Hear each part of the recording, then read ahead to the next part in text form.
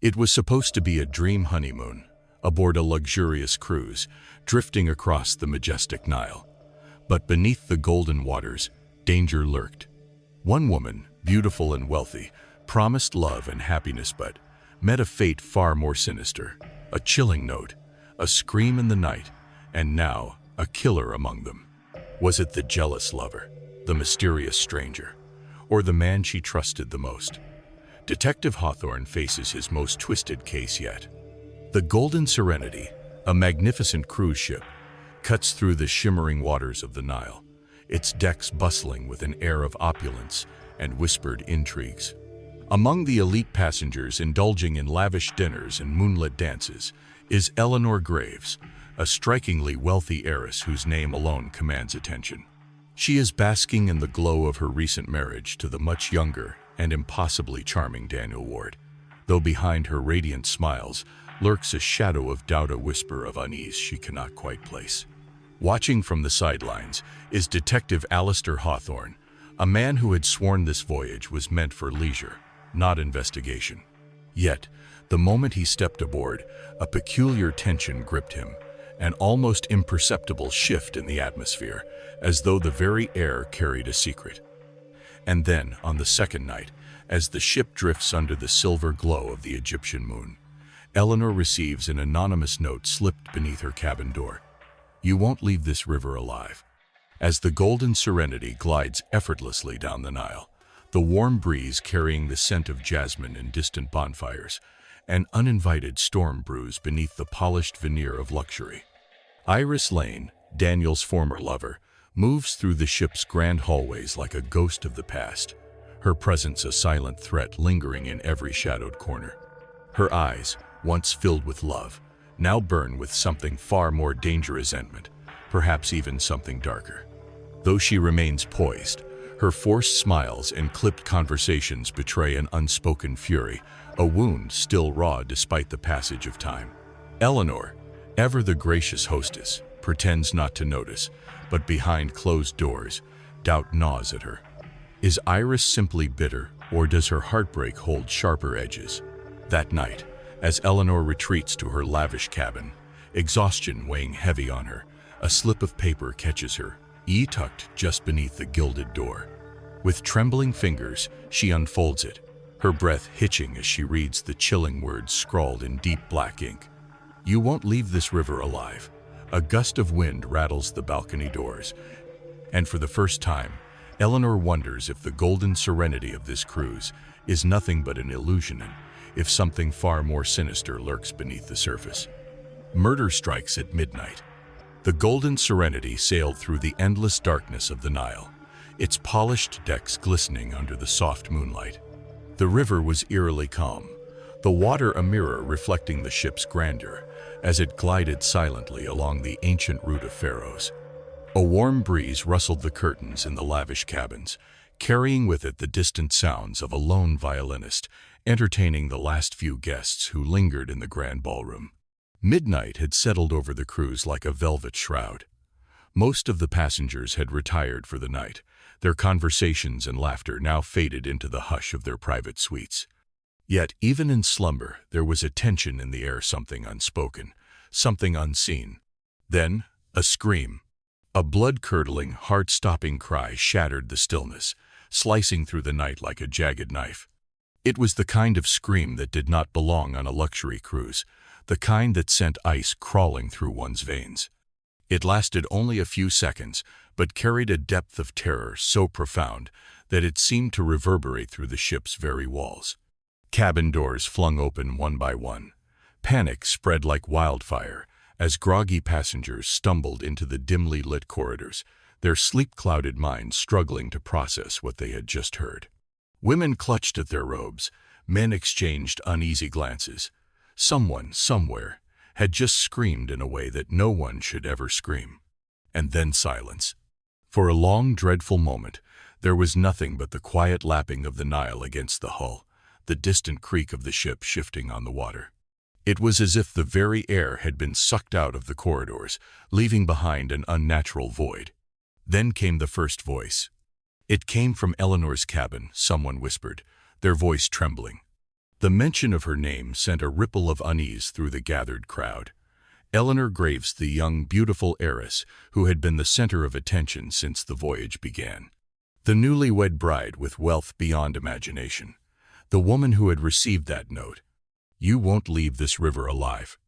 A sense of collective dread took hold as passengers hurried toward her suite, the muffled sound of footsteps quickening as the urgency of the moment sank in. Detective Alistair Hawthorne, who had been awake, sipping brandy in his cabin, was already ahead of them. His years of experience had trained him to recognize the unmistakable sound of death and that scream had carried it. When he reached Eleanor's door, he found the steward standing there, his face pale and his hands trembling. "Sir, the door is locked," the man stammered. Hawthorne's sharp gaze scanned the mahogany door. He rapped his knuckles against it firmly. "Miss Graves." His voice was calm, authoritative. No answer. Only the oppressive silence. The detective reached for the handle and turned it, but it didn't budge. He frowned, locked from the inside. His instincts screamed that something was terribly, terribly wrong. By now, more passengers had gathered, their whispers growing frantic. Daniel Ward, Eleanor's husband, pushed through the crowd, his face a mask of barely concealed panic. "Eleanor, Eleanor, open the door," he shouted, pounding against the wood. Still, no response. "I have a key," the steward said shakily, fumbling in his pocket before retrieving a master key with trembling hands. He hesitated, glancing at Hawthorne as if silently seeking permission. "Open it," Hawthorne ordered. With an audible click, the lock gave way. The steward hesitated only a second before pushing the door open, revealing the scene inside. And then gasps, a collective, horrified intake of breath. Eleanor Graves lay sprawled across the silk sheets of her grand bed, her once pristine white nightgown now soaked in crimson. A single stab wound pierced her chest, just above her heart, the dark stain of blood spreading across the delicate fabric like a cruel, blooming flower. The room smelled of expensive perfume and something metallic blood. A chilling contrast. The soft golden glow of the bedside lamp illuminated her pale face, her once lively blue eyes now staring vacantly at the ceiling. She had been stunning in life, but in death, she looked strangely fragile. Broken, silenced forever. For a long moment, no one moved, no one spoke. The shock was too great. Daniel staggered forward, a strangled sound escaping his throat as he fell to his knees beside his wife's lifeless body. "No, no, no, no, no." His hands hovered over her, unwilling or unable to touch her. Hawthorne took a sharp breath, his mind already working through the possibilities. His sharp gaze swept across the room, cataloging the details with the precision of a man who had seen death too many times before. The sheets were slightly rumpled, but there were no clear signs of a struggle. The pillows remained in place. The bedside lamp had not been knocked over. Nothing was shattered. It was as if Eleanor had been struck down before she even had a chance to fight. His eyes narrowed as he approached the body. The wound was clean, precise, the mark of a killer who knew exactly what they were doing. There was no excessive blood spatter, suggesting that she had not moved much after being stabbed. A single deadly strike. The murderer had known where to aim. Hawthorne turned to the steward. Who was the last person to see her alive? The man's face was deathly pale. Don't know, sir. She dined in her suite tonight. Ordered champagne, but sent the waiter away quickly." Hawthorne filed the information away. He turned to Daniel, who was still kneeling beside his wife, his body shaking. "Where were you tonight?" Daniel's head snapped up, his tear-streaked face twisting in disbelief. "You think I did this?" His voice was hoarse, his shock almost convincing almost. "I'm asking where you were," Hawthorne said, his voice firm but calm. Daniel swallowed hard. I was in the bar, with some of the other guests. You can ask them." Hawthorne nodded, but his instincts told him this was only the beginning of the unraveling threads. A murmur rose from the gathered crowd. Iris Lane, Eleanor's bitter rival, stood at the edge of the doorway, her face unreadable. Captain Rhodes appeared next to her, his usually composed expression now clouded with worry. Madame Veroux, the enigmatic socialite, held a gloved hand to her lips, eyes darting toward the body as if searching for something. A realization settled heavily over the room. The Golden Serenity was in the middle of the Nile, miles from the nearest shore. No one had boarded, and no one had left. The killer was still on board. And if they had killed once, who was to say they wouldn't kill again? Possible suspects emerge. The Golden Serenity was no longer just a luxurious cruise drifting through the ancient waters of the Nile.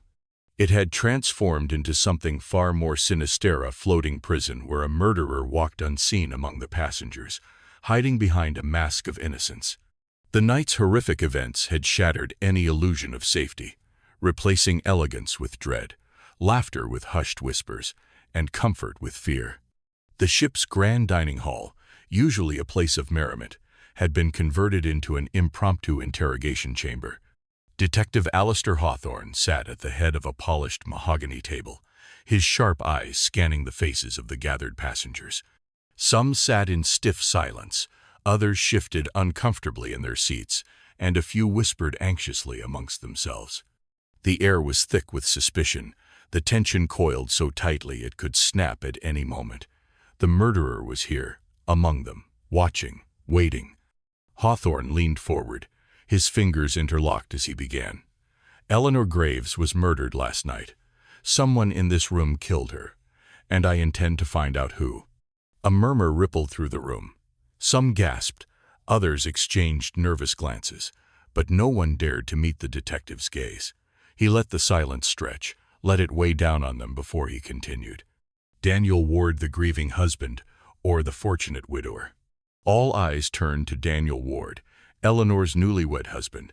He sat with his hands clasped together, his jaw clenched so tightly it looked as if he were grinding his teeth. His eyes were red-rimmed, his face pale from either grief or the weight of something darker. With Eleanor dead, he stood to inherit her immense fortune, wealth beyond imagination. It was no secret that Eleanor had been the one with the power, the one who had funded their lavish honeymoon, the one who had written him into her will just days before their wedding.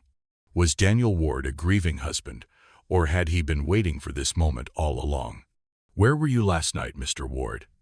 Hawthorne's voice cut through the room like a scalpel. Daniel looked up sharply, his hands balling into fists on the table. "In the bar," he answered, his voice hoarse, "with some of the other guests. I only left when I heard the scream." "Can anyone confirm that?" Several heads nodded, but hesitation lingered in the air. Yes, he had been seen in the bar, but could he have slipped away unnoticed? Could he have crept back into his wife's cabin, murdered her in cold blood, and returned before anyone even realized he was missing? His alibi was thin. But then, wasn't that too obvious? A man about to inherit such vast wealth would surely know better than to make himself the primary suspect. Or was that exactly what he wanted them to think? Iris Lane, the bitter ex-lover, with a motive. Then there was Iris Lane. She had been watching Daniel the entire time. Her arms folded tightly over her chest, her mouth pressed into a thin line. Where Daniel was pale with grief, she was burning with something else, something more dangerous. Jealousy, anger, resentment. She had been Eleanor's opposite in every way, dark-haired, sharp-featured, a woman whose beauty had an edge to it, like a finely cut gem that could wound if handled carelessly. She had once been Daniel's lover, until Eleanor had come into the picture and stolen him away.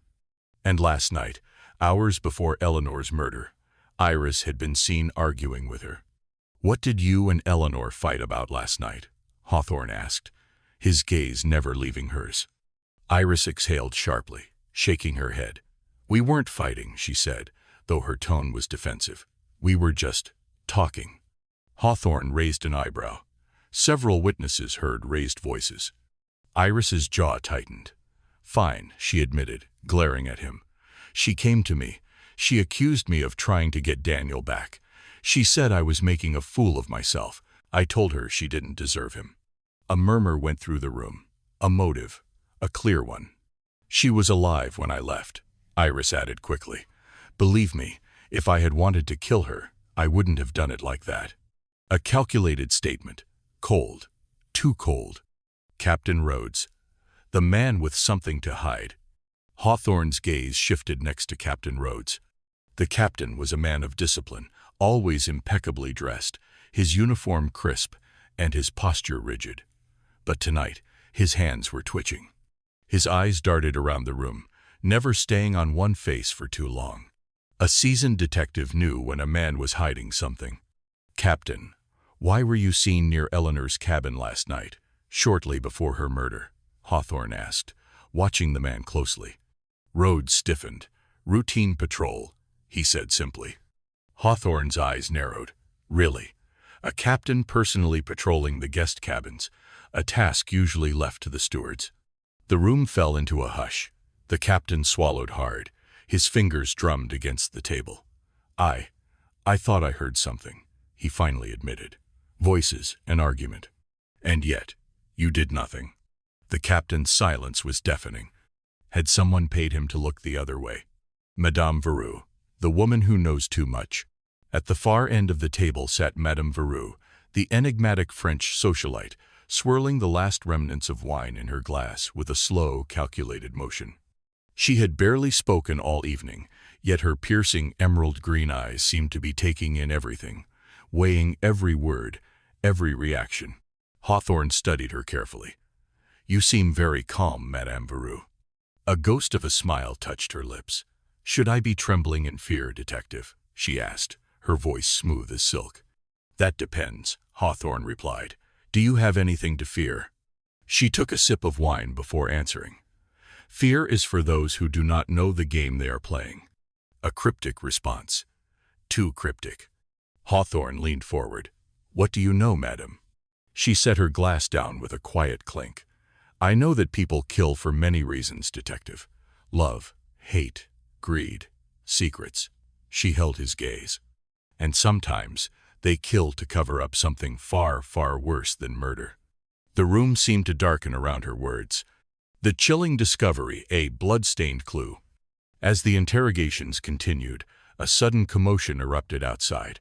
A steward rushed in, breathless, his face ghostly pale. "Sir," he gasped, addressing Hawthorne, "we found something." He held up a piece of cloth, a handkerchief, and it was soaked in blood. The room collectively held its breath. "Where did you find it?" Hawthorne asked. "The engine room, sir," the steward replied, "stuffed behind some machinery. Someone was trying to hide it." A fresh wave of tension spread across the room. Someone here had left behind a clue. A mistake. But was it truly a mistake, or a trap? Hawthorne exhaled slowly, his mind racing. This wasn't just a murder. It was the beginning of something far more dangerous. And if they weren't careful, another body would soon be found. Twists and deceptions. The night had settled heavily upon the golden serenity, wrapping the ship in an eerie silence that felt too thick, too unnatural, as if the very river itself was holding its breath, waiting for the next act in this unfolding nightmare. The passengers, once basking in the glow of luxury and leisure, were now prisoners aboard a drifting crime scene, their hearts clenched in dread and suspicion. Somewhere among them, a killer moved unseen, and now another person had vanished. The first to notice Iris Lane's disappearance was a steward, making his routine rounds. Her cabin door hung slightly ajar, the inside untouched, her suitcase still half-packed, a wine glass on the nightstand still bearing the imprint of her lipstick, but Iris was gone. Panic rippled through the ship, setting off a frenzy of whispers and nervous glances. Had she fled? Had she been taken? Had she seen something she shouldn't have? Then came the discovery that sent a fresh wave of terror through the already unsettled crowd. Near the ship's railing, barely illuminated by the dim deck lights, something clung to the metal bars. A single scrap of fabric, torn and fluttering in the night breeze, deep crimson against the pale glow of the moon. Someone rushed forward, hesitant fingers brushing the fabric before realization struck. It was a piece of Iris's dress. Had she fallen? Had she been thrown overboard? The implications were chilling. The golden serenity was in the middle of the Nile, surrounded by nothing but endless water and the whispering hush of the night. If Iris had gone overboard, there was no coming back. But something about the scene felt off. The tear in the fabric was too jagged, too unnatural, as if it had been ripped in a struggle. A struggle where someone had tried to hold on, or tried to escape. Alistair Hawthorne, ever the observer, took in the details with cold precision. The way the railing was slightly bent, as though something heavy had slammed against it. The faint scuff marks on the deck, almost invisible unless viewed under the right angle. He crouched down, running a gloved hand over the planks. Damp, but not from the river. Blood. Just a few drops, nearly blended into the dark wood, but unmistakable. A sign of a struggle, a silent cry for help. Then came another revelation, one that sent a chill deeper than the Nile's cold waters. The ship's security logs had been tampered with. The Golden Serenity, despite its old-world elegance, was still equipped with modern security systems. A meticulous record of movement was kept: who entered cabins, which doors opened, who accessed restricted areas. But now those records were wrong. Someone had erased sections. Someone had deliberately hidden their tracks. A tense silence fell over the ship's control room as the detective examined the logs. There were time gaps, data missing, entire stretches of time where movements that should have been recorded were simply gone. It wasn't a technical glitch. It wasn't a mistake. It was intentional. Someone on board had hacked the system. Someone had erased the truth. Hawthorne's jaw tightened. He turned to the ship's technician, a young man whose face had turned ghostly pale. "Who has access to these logs?" The technician swallowed hard. "Only the captain and a few select crew members." A fresh ripple of unease spread through the room. Captain Rhodes. His name was already floating in the murky waters of suspicion, his nervous demeanor earlier now seeming more damning. But the captain alone couldn't be responsible. This required knowledge, precision, and a reason. Someone needed to hide their movements on the night of Eleanor's murder. Someone needed to cover up something else that happened afterward. And perhaps the same person had made sure that Iris Lane would never speak again. Hawthorne exhaled slowly, the weight of realization settling on his shoulders. This wasn't just a murder anymore. It was a game. A game where the killer was always 3 steps ahead. A game where every answer led to more questions. A game that wasn't over yet. Then came the final, most chilling thought of all. If Iris was dead, where was her body? Or worse, if she was still alive, was she even on this ship anymore? Because if the murderer had found a way to make someone disappear once, they could do it again. A dead woman's final betrayal. The truth came like a crack of thunder splitting the sky, shaking the very foundation of everything Hawthorne had been piecing together. Eleanor Graves had written a new will, not a month ago, not a week ago, but just days before she was murdered, a will so secret that even her husband, Daniel Ward, had no idea it existed. And the most damning revelation of all, Daniel wasn't the true beneficiary. The paper sat before Hawthorne like a ticking time bomb, its contents staring back at him, almost daring him to make sense of it. The implications were staggering. Eleanor had changed her mind about something about someone. She had known something was wrong. Had she sensed danger closing in? Had she known her life was at risk? Or worse, had she known the killer personally?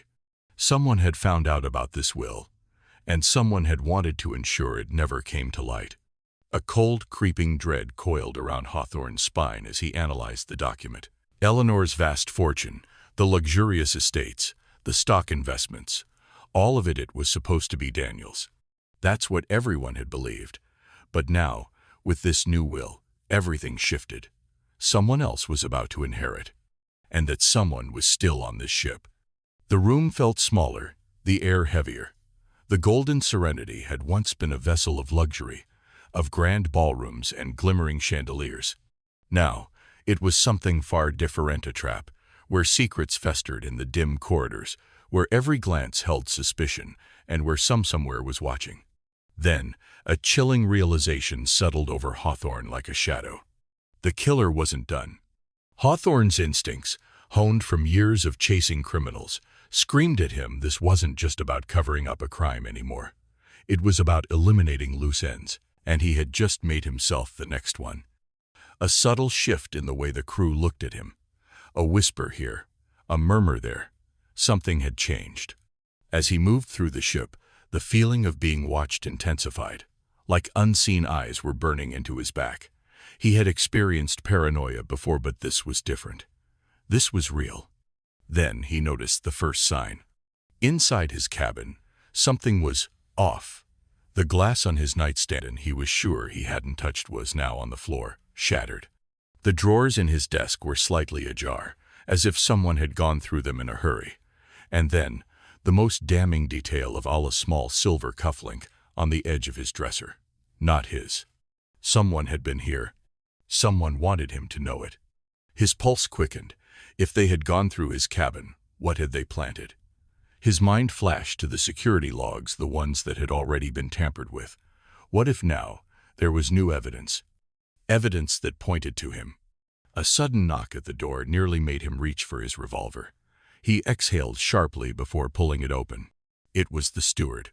"Sir," the man said hesitantly, avoiding Hawthorne's gaze.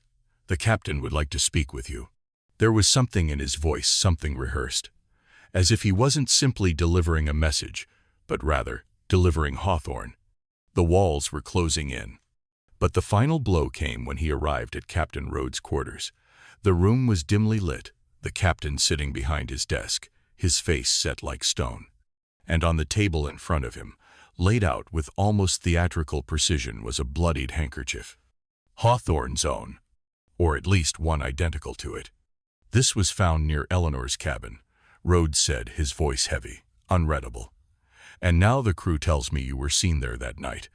Hawthorne stared at the handkerchief, at the deep red stain blooming like a silent accusation. He could feel the noose tightening, could hear the gears of someone else's plan clicking into place. It wasn't just a setup. It was a warning. They weren't just framing him for murder. They were making sure that by the time this ship reached its next port, he wouldn't be around to defend himself. That's when he saw it. On the desk, beside the captain's papers, half hidden beneath a navigation map and envelope. No insignia, no return address, but his name was scrawled across the front. He picked it up, pulse hammering in his ears, opened it. Inside was a single slip of paper. The ink was jagged, hurried, almost mocking. "You should have left this alone, detective. Soon you'll be joining Eleanor." Hawthorne's grip on the paper tightened. Whoever had written this wasn't just confident they were in control. They weren't afraid of him. In fact, they were enjoying this. His mind raced through the possibilities. Who had known about the will? Who had access to security logs?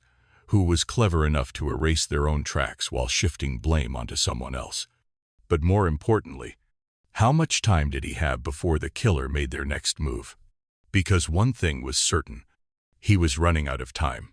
The final confrontation and climax. As if fate itself had turned against them, a sudden storm erupted over the golden serenity, lashing the ship with relentless winds and forcing the captain to make a desperate decision, dock on a desolate, uncharted island. The once grand cruise, filled with opulence and indulgence, had become a floating crime scene, and now, marooned on a patch of land where no one could escape, the tension reached a boiling point. Lightning crackled across the sky, illuminating faces twisted with fear, suspicion, and something darker, guilt. Hawthorne knew this was it, the final stage of the game. He had spent every moment since Eleanor's murder, watching, waiting, piecing together fragments of truth, buried beneath carefully woven lies, and now it was time to act. Under the cover of darkness, he set a trap, a subtle but deadly snare designed to force the murderer's hand. He let a rumor slip that a witness had come forward, that the truth was about to be revealed. Then he watched. Every glance, every nervous twitch, every bead of sweat. And that's when it happened. A single misstep, a flicker of panic in the eyes of the killer. It was enough. Hawthorne pressed harder, unearthing the most sinister revelation yet. Eleanor had been poisoned long before she was stabbed.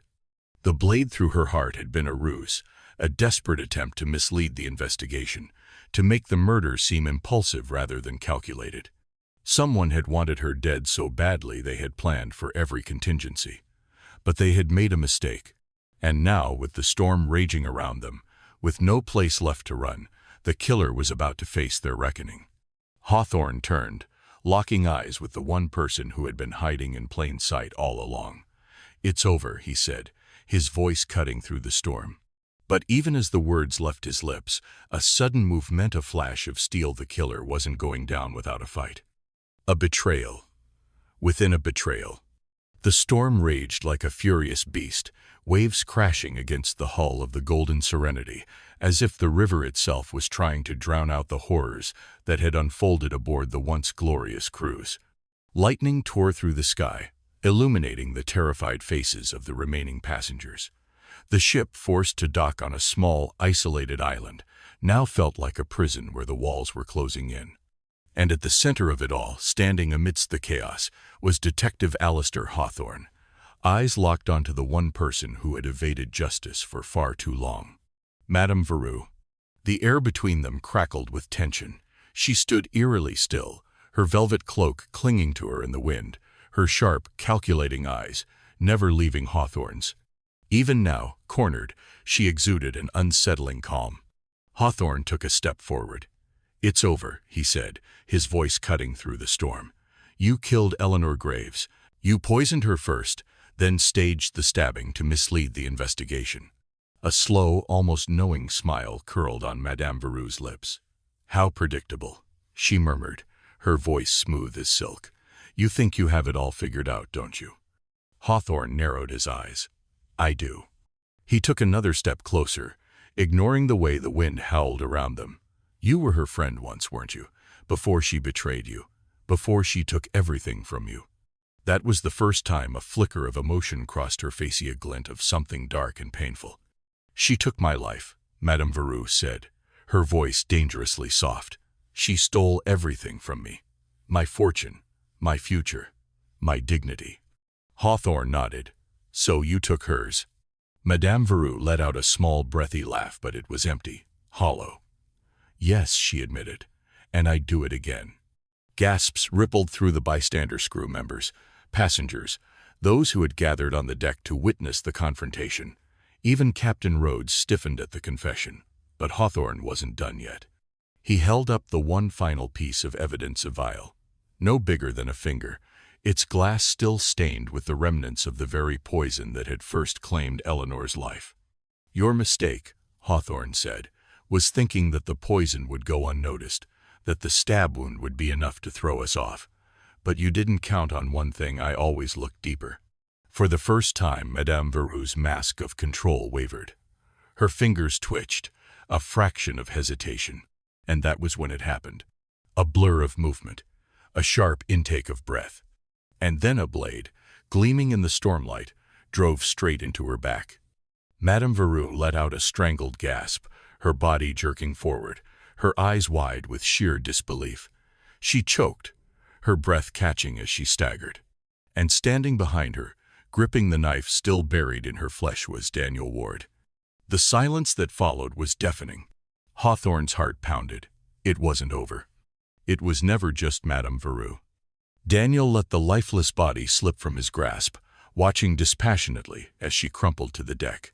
Rain pelted down on him, but he didn't move. He didn't even flinch. Then he smiled. A slow, deliberate smirk, one that sent a chill straight through Hawthorne's spine. "I suppose," Daniel mused, his voice unnervingly steady. "That means we're down to just one suspect now, doesn't it?" Realization struck like a thunderclap. Madame Veru hadn't been working alone. She was Daniel's pawn. He had used her, manipulated her, just as he had manipulated Eleanor before her. And now, with Veru dead, he had erased his last loose end. Hawthorne's grip tightened into fists. "You played everyone," he growled. Daniel tilted his head, rain dripping from his sharp features. "I did," he admitted, almost cheerfully. "And I was so close to getting away with it, too." A muscle ticked in Hawthorne's jaw. "Not anymore." Daniel's smirk faltered for just a second before his gaze flicked toward the lifeboats. And Hawthorne knew. Daniel was going to run. A sudden burst of movement. Daniel shoved past the stunned crowd, knocking a crew member off balance as he bolted toward the edge of the ship. He moved like a man possessed, driven by sheer desperation. "Stop him," someone yelled. But it was too late. Daniel had reached the lifeboats. The ropes groaned as he slashed at them with the very knife he had used to kill Madame Veru, severing the boat from the ship. He threw himself inside, hands gripping the oars.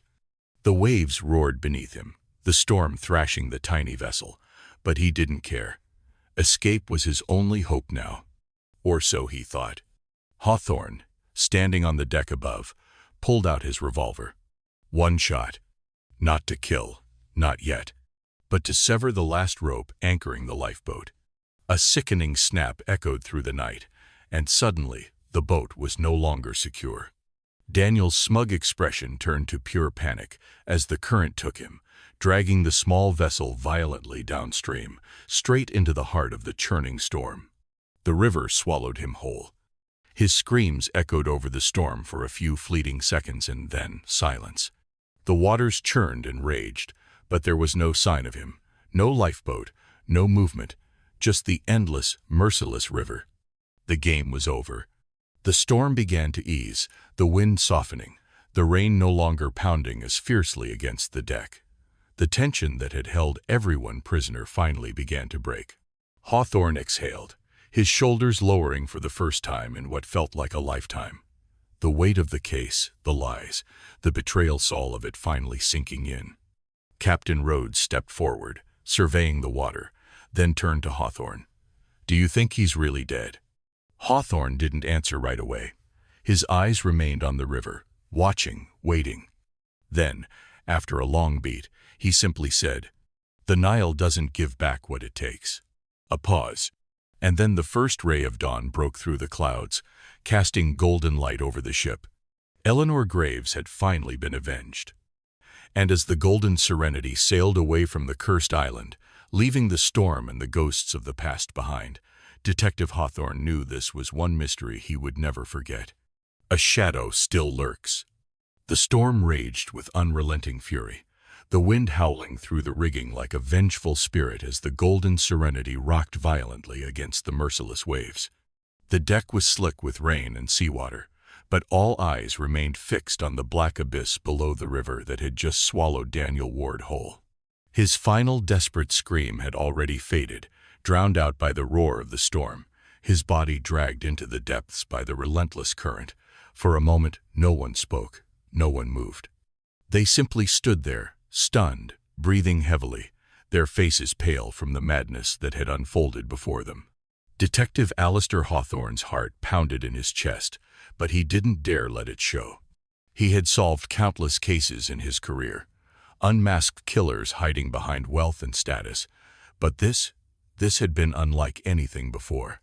The layers of deception, the intricate web of lies, and the chilling ruthlessness of those involved.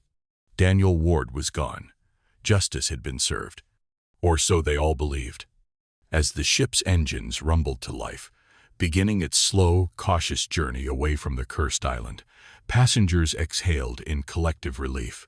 Some collapsed onto nearby benches, drained of all energy, while others murmured to themselves, exchanging nervous glances. The nightmare had ended. The storm had taken its final victim. Hawthorne wasn't so sure. He stepped back from the railing, eyes lingering on the river for a moment longer, searching, waiting. The Nile was cruel. It had taken many before. It would take many again. But somehow, he couldn't shake the feeling that something was still wrong. He brushed off the thought, shaking his head. Too many nights spent chasing shadows. Too many close calls with killers who wore charm like a second skin. He had been trained to think like this, to see threats even when they were gone. Still, the unease didn't fade. Hawthorne turned, heading toward his cabin, his boots clicking against the wooden deck. He needed time to piece everything together, to let the night's events settle. Madame Veru had been the first killer.